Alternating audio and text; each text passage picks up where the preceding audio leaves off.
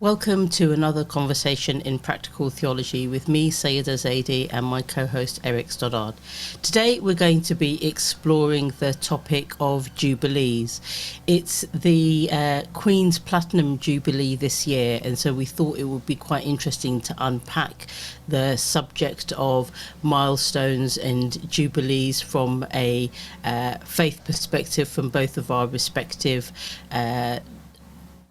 religions and approaches. So Eric, let me begin by asking you, um, in terms of your own viewpoint and faith kind of history in some respects, what's the significance and the importance of Jubilees for you? I think certainly in the Christian tradition I'm part of, the regular, whether it's annual or longer range celebrations, are crucial parts of ritual, because I think as human beings, we're ritual beings. We probably need ritual milestones and marker points, and we do things to mark those. And in my faith tradition, we have what we would call a liturgical year, which starts with Advent in the run up to what's then the season of Christmas, and then it goes all the way through. So, strictly speaking, in a Christian perspective, the new year starts pretty much the end of November, beginning December, depending on when Christmas falls. And then, of course, you have the great celebrations of Easter and Pentecost and various other lesser festivals. So that is something that Christianity has inherited from its Jewish roots of having regular signposted and celebrated events throughout the year. And sometimes those events are spread out over every seventh year, maybe over every 50th year, depending on the type of celebration. So that ritualizing of milestones is not by any means an exclusively religious thing. People do that whether they're religious or not. They have birthday celebrations, they have other types of celebrations, but it's all about this being humans who ritualize. That's really, I think, crucial. And some of us express it in religious ways, other people express it in non-religious ways. Mm. I'm really interested in the way that you've described that, because from a Islamic perspective, in terms of the tradition that I follow, we really only have two key kind of celebrations a year, and those are the two Eids. So one being the celebration at the end of Ramadan, and the other Eid being associated with the pilgrimage to Mecca and the Hajj, which happens once a year as well. And it's funny because even birthdays are not revered in the same way that they are, for example, in Britain as a whole, and that is in many respects more of a cultural thing rather than of a religious thing. And there's lots of conversations about whether, you know, birthdays, anniversaries, things like that should be acknowledged. And I think from what I heard you say, the piece that I really appreciated was this thing about the kind of innate human need to acknowledge and to celebrate. And certainly that's something that I saw when I viewed the celebrations of the Queen's Jubilee, because for me it happened at the same weekend that I'd been married for 20 years, and you're thinking, actually, this in itself is a milestone, and how does one then acknowledge that and celebrate it and kind of give thanks for it, but without adding any new rituals to the faith, if that makes sense. That's the kind of thing that I'm sitting with. Yeah, and I think there's a whole commercial history to celebrations and milestones, certainly in British culture, that I'm not sure when birthday cards started. Christmas cards were a relatively late invention. I might be wrong, but I think late Victorian sort of period. And I don't think we can nowadays separate the commercial aspects from these milestone markers and celebrations, because a lot of this is about a commercial making money of, if it's Valentine's Day on the 14th of February, the prices of chocolate go up ridiculously, and the cars are so expensive, and flower prices go up. So the economics of celebration are really significant. And for people with a faith perspective, they might want to separate some of that out and say, I want to give thanks for this person's life of service, or I want to give thanks for this person's, for who they are, not necessarily what they've done. And a birthday, a jubilee, a wedding anniversary is an important point of doing that. At the same time as forgetting an anniversary becomes a crucial relationship dynamic. And that the forgetting as well as the remembering are really significant as part of who we are as humans.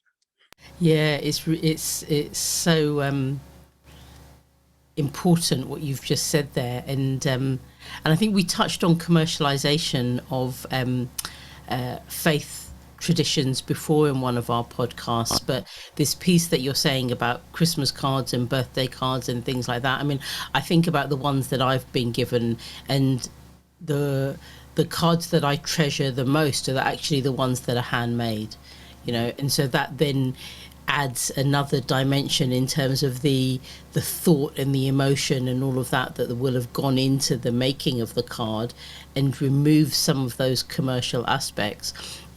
But interestingly, one of the criticisms actually about the celebration of the Eids in certainly where I live in London, and I think this is increasing all over the world actually, is the commercialization of it. And so now when you go into the supermarkets, you see, you know, like the Eid offers in advance and the cards, and it's fascinating actually, because there are new rituals being created through these celebrations, but they're not happening organically via the communities. They're happening through business and through how these events are becoming money-making opportunities. And I in some respects, I don't necessarily think that's an issue, because you know, people want cards to give, they want presents, etc. But I think it's the way that it's being done. So the pull is coming from business rather than from community led. And that's maybe always as it has been from the start of commercialization and the start of fashion. You want to differentiate yourself, and certain groups in society wear certain clothes, and those particular markers move from one generation to the next, so that you can say, I'm part of this social group, but I'm not part of that group. And that flows over into the markers of milestones. If you bought the biggest possible card, that's somehow in some people's minds an expectation that that's the measure of your love, when actually, as you say, the handmade card may be the most expressive. But that it is that commercial pressure, I think, that cuts in across of all of this. And for people of faith, that is just as much a pressure as for anybody else. And when we think about that pressure, that can be maybe points of subversive celebrations. Yeah, indeed, actually, and forced celebrations, because it's you know, I had a huge opportunity to reflect for myself in terms of, you know, being married for 20 years and what that means, and my husband very kindly arranged for us to go out to eat at a place that I've always wanted to go to but never quite had the opportunity to, so it felt really special. But actually, when we got there, I was kind of thinking, well, what's the pressure now? Because you've got to enjoy yourself rather than enjoy yourself because you're just having this experience. So it then feels a little bit artificial. And as I'm saying this out loud, I'm wondering if that's more from or some of the rituals that we're adding on, rather than the ones that we're encouraged to celebrate. So I can't remember an Eid where I felt the artificial nature of the celebration. It's always felt natural, and perhaps that's because all of the or the rest of the Muslim community is also involved in these celebrations, but when it's individualized ones, then the expectation for you to celebrate and for you to feel happy, whatever that means, is it can be quite overwhelming sometimes.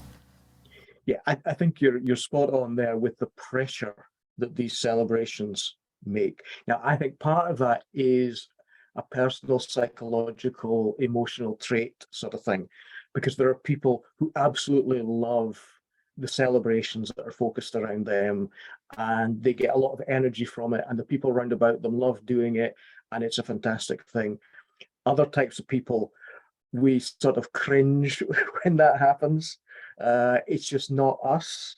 And we can appreciate when people do it, but that the pressure to be in a particular state of mind on a particular day, it's like the pressure of Christmas and Christmas Day itself and the emotional investment, whether Yeah, you're of faith or not, that Christmas carries. It's got to be the perfect Christmas. Everything's got to work yeah, perfectly.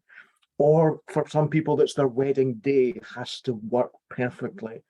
And that pressure to get the ritual right and perfect in whatever that means in people's eyes, maybe actually spoils some of it because it just ramps up, not the expectations, but it ramps up the pressure of getting it right.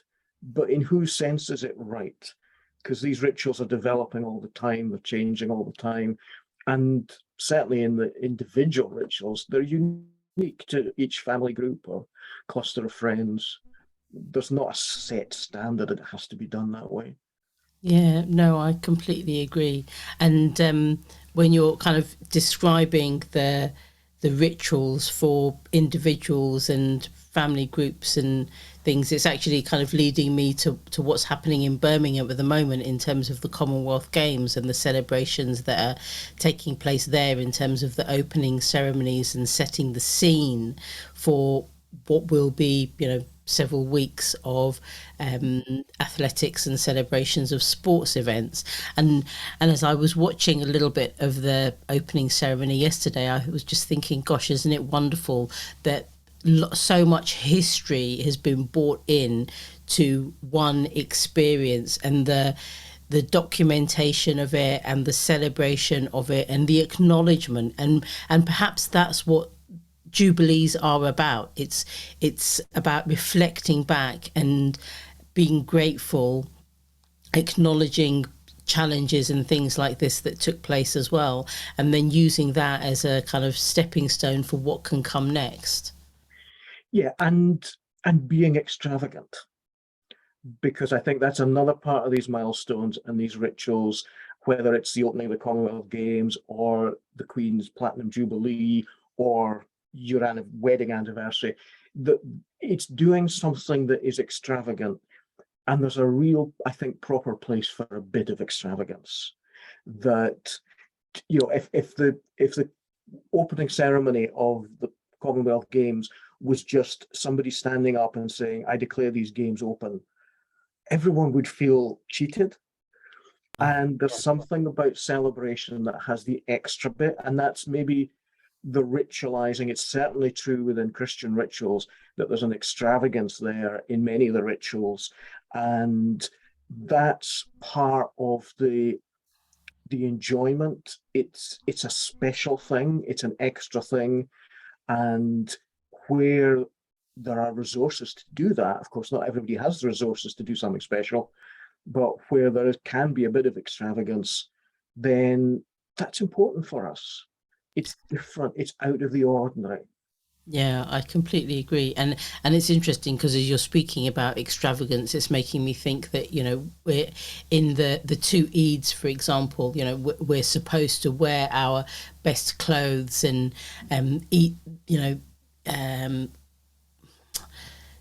Luxurious has lots of connotations with it, but eat food that you wouldn't normally eat, and there's lots of pieces about bringing your families together, but also there's a responsibility, and I don't use that word lightly, about making sure that food gets distributed to families and communities that don't necessarily have access to it, so that they can also partake in the celebrations. And I think there is something special about, you know, wearing nice clothes and doing activities that you wouldn't normally do as part of your day-to-day life. Yeah, and there's an element in the Christian tradition around the weekly celebration of the Lord's Supper. And one of the early Christian documents, the Apostle Paul is saying that, you know, if this is not to be a meal just that the rich come to, and that this leaves aside those who are poor. If you are rich, eat before you come to this communal meal, so that what you are having together is genuinely a communal meal.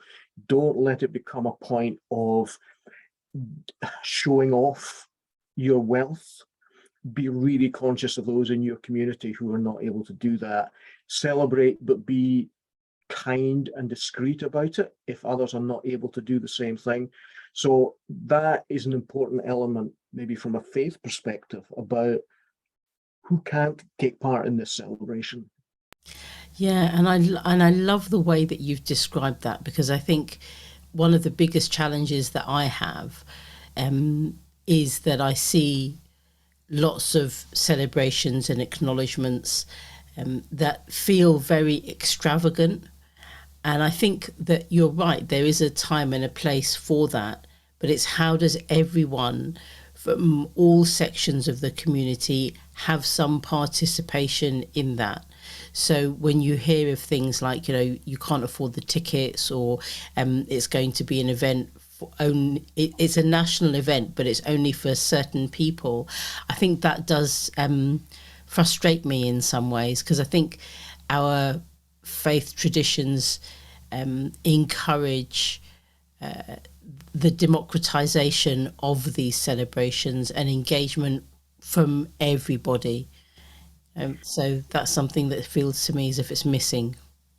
Yeah, and that's where we have to always take these, whatever celebrations they are political events. That's not to say they're party political or partisan, but they are political events because they have dimensions of inclusion and exclusion. They have dimensions of representation and non-representation, and they become extremely difficult, like the representation at the Queen's Platinum Jubilee celebrations.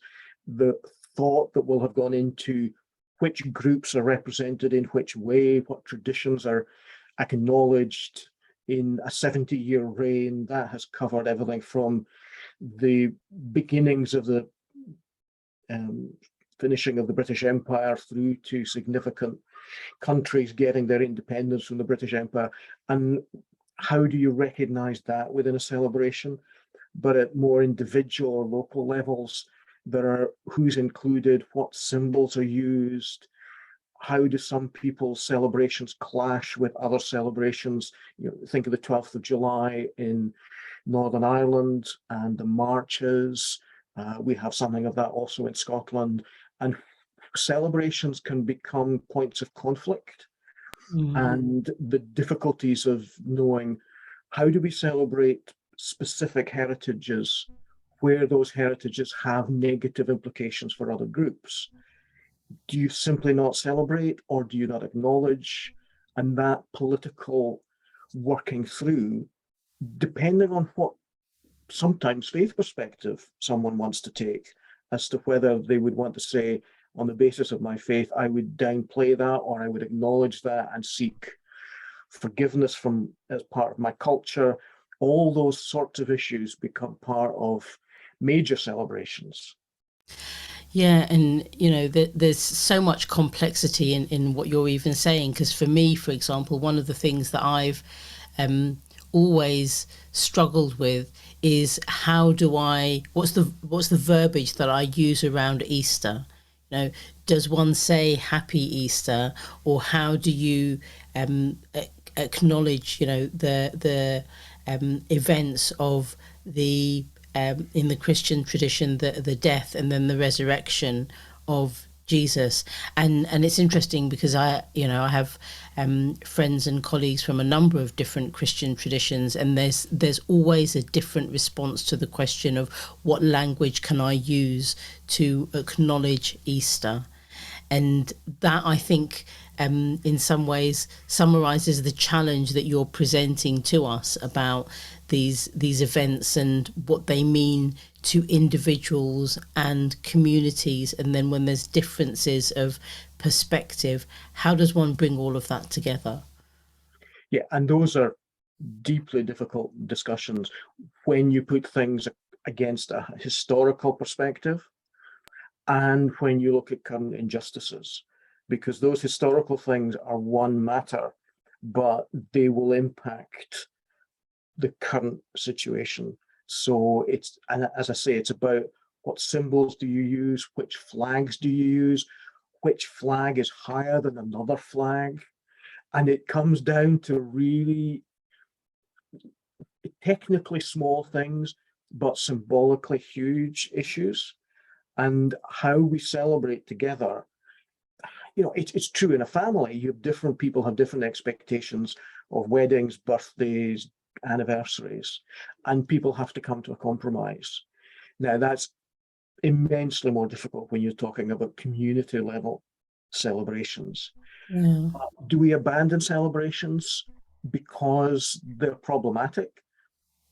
My thought would probably be certainly not, but we have to understand and appreciate the problematic nature of whatever celebrations our communities happen to have.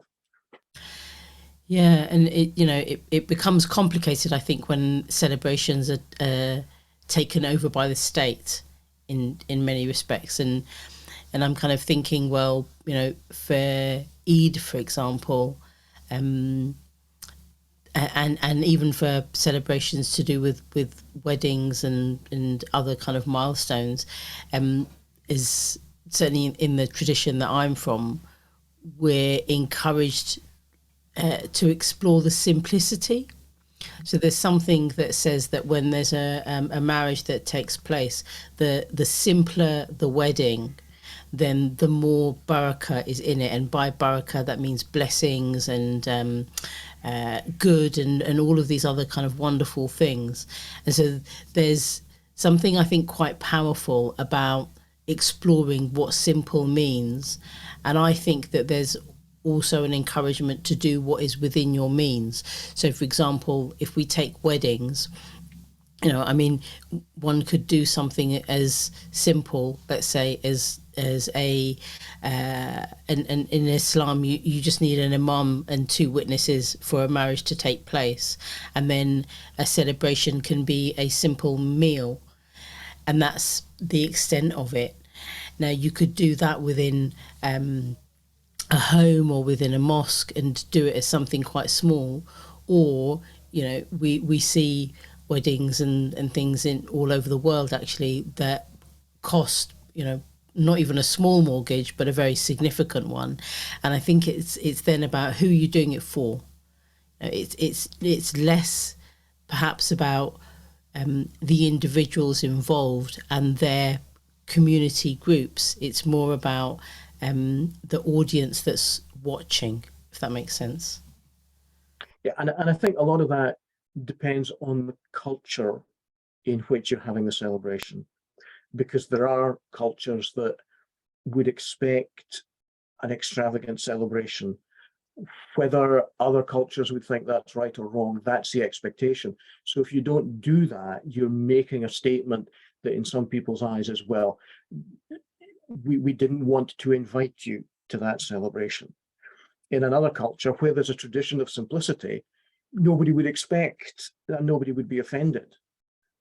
So the cultural dimensions of this, let alone the faith dimensions and the political dimensions, the potentially exhausting to think critically through a particular celebration.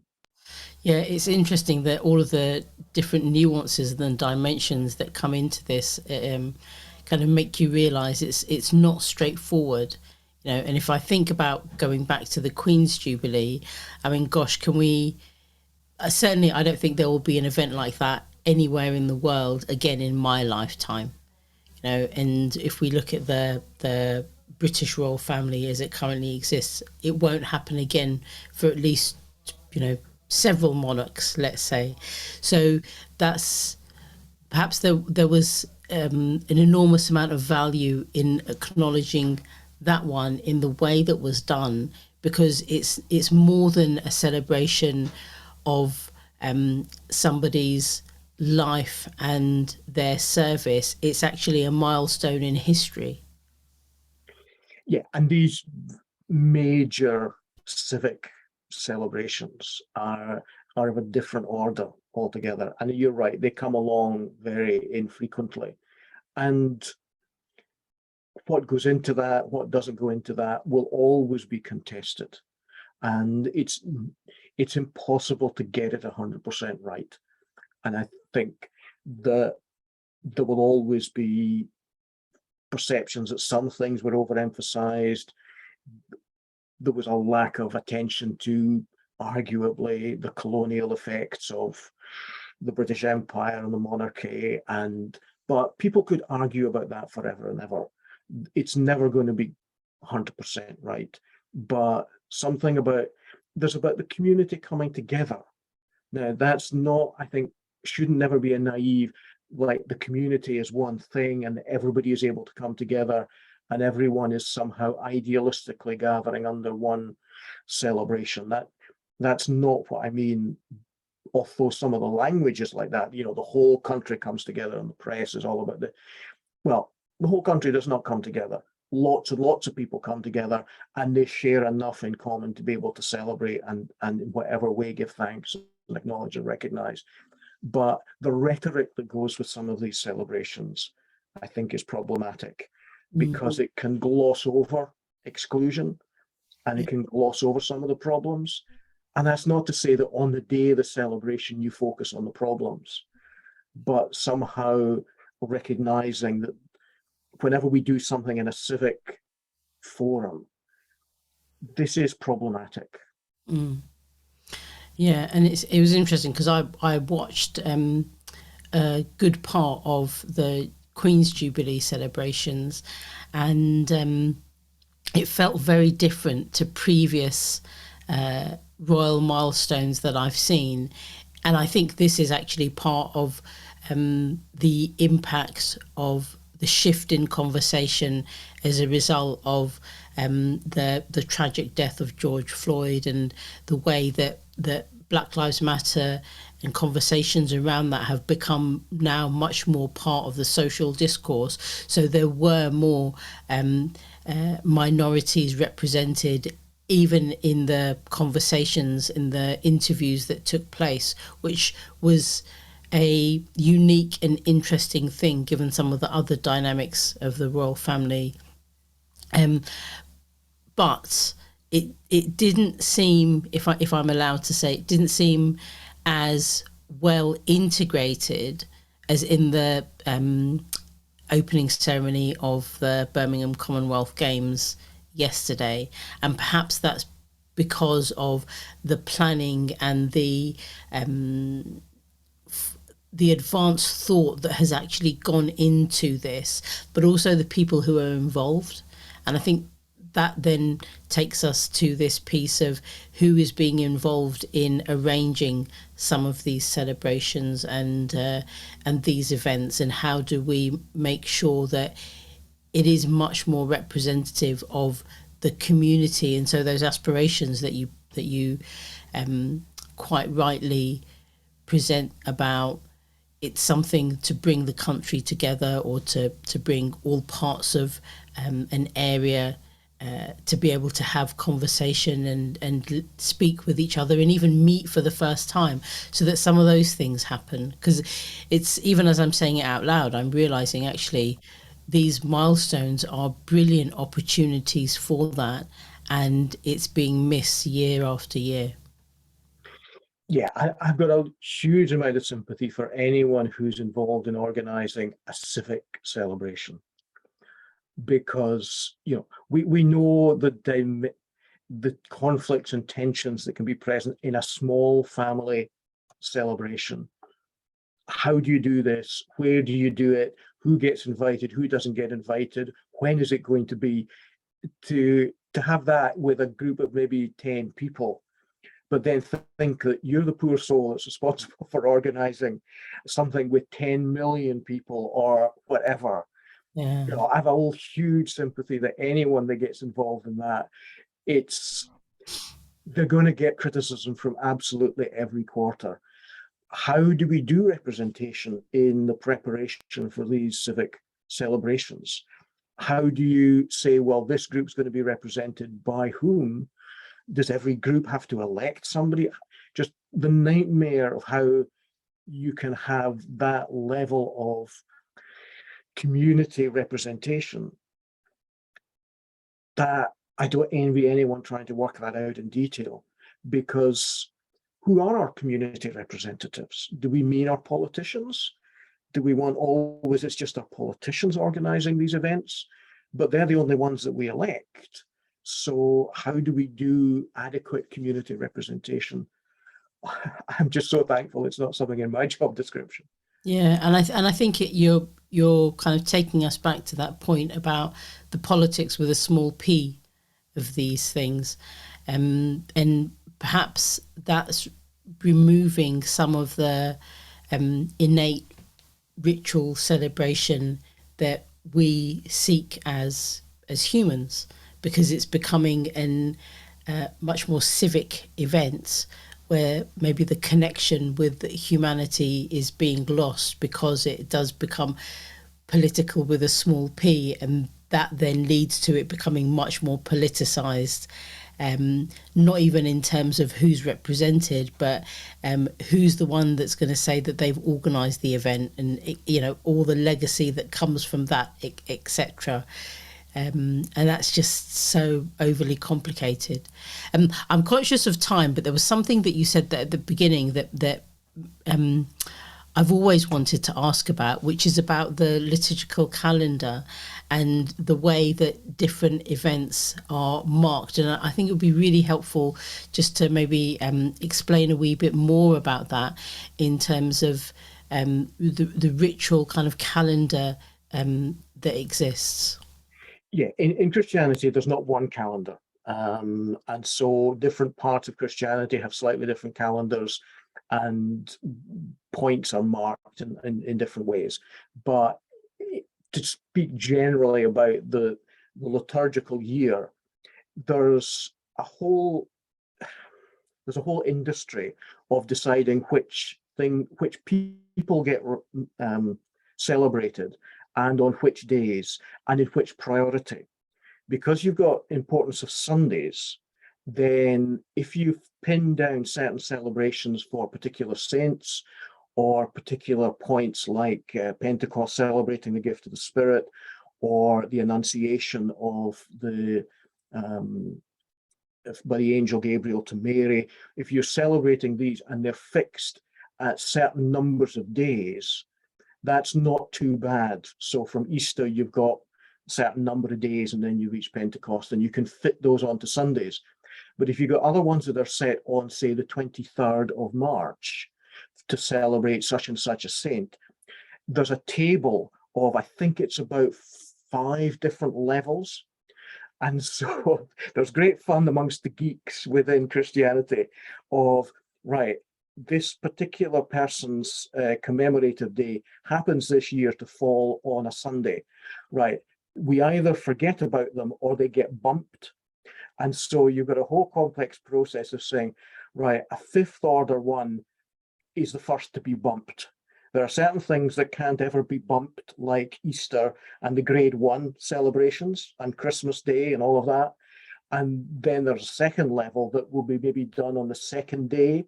It can be moved one day. Some things have to be moved 1 week, and then other knock-on effects.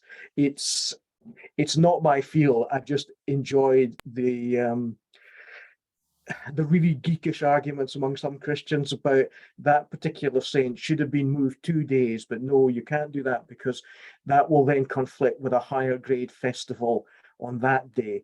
So there's a weird thing goes on in Christianity around the priorities of these feasts, but it is marking significant points in the Christian narrative. So you go from Advent, birth of Jesus, through Easter, Pentecost. So they're trying to tell a story across a year, but then you intersperse the celebrations of particular saints and the relative importance of those saints, as whether they can be bumped or when they need to be bumped. And then you get local variations. So and then your own particular church might be dedicated to a saint. So you would have a special celebration in your church of the saint to which, if it's John the Baptist Episcopal Church, or if it's Mary Magdalene Catholic Church or something, you would have special celebrations in your own community. So it happens at multiple layers. Most of us just sit back and let the geeks work out when things are going to happen. And there's a book produced every year that says this is when everything's happening on this particular day. And so those who are into this sort of thing will just follow that through. Many Christians don't follow that degree of detail with the liturgical year. They will have Christmas and Easter, and that might be it. So there's no uniformity within Christianity. It's a lot to do with local culture, local preferences, and how sometimes important some people think that ritual is, because some people feel that, well, every day should be celebrated like it is a Sunday. And therefore they don't want to make too much of these major rituals. And so there's a balance there. There's an important point there. Every day is a day of celebration. But does that mean we can't have special days?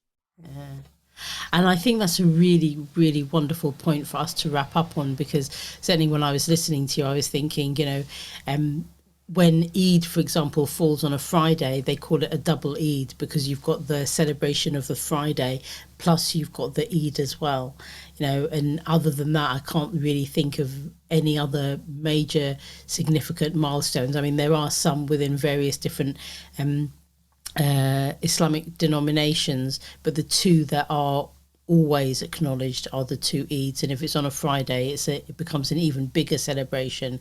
But then, like you say, this piece about acknowledging the gift of life that we have, through really kind of thinking about every day as an opportunity for celebration and acknowledgement and gratitude, I think is a wonderful reminder, and perhaps a good point for us to wrap up on. So thank you, Eric, for another wonderful conversation. It's gone into lots of different angles and dimensions that I never imagined it would, like it always does. And to the audience, if you've been listening or watching in, thank you so much. We'd love to hear your comments. And if you found this conversation or any of our conversations really, really helpful and interesting, please do share those as well. And we look forward to seeing you in another conversation in Practical Theology. Thank you and goodbye.